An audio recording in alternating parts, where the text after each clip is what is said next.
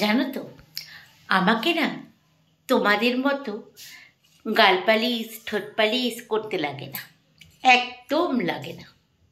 আমার গাল পালিশের ঠোঁট পালিশের কোনো প্রয়োজন হয় না। তার কারণ জানো? তার কারণ হচ্ছে আমার বর আমার দিকে কোনোদিনও তাকায়ই না, কোনোদিনও বলেই না যে আমাকে ভালো লাগছে কি আমাকে খারাপ লাগছে, কোনোটাই বলে না।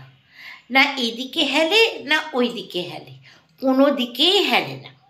আমি যদি চুলগুলোকে এরকম কুস্কো কুস্কো করে যদি মুখে কালি মেখে বসেও থাকি, তাও জিজ্ঞাসা করবে না, হ্যাঁ গো তুমি মুখে কালি মেখে বসে আছো কেন, চুলগুলো এরকম উস্কো কুস্কো কেন, এটাও জিজ্ঞাসা করে না।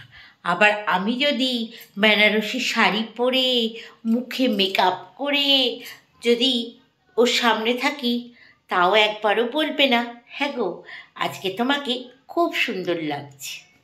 বুঝেছ?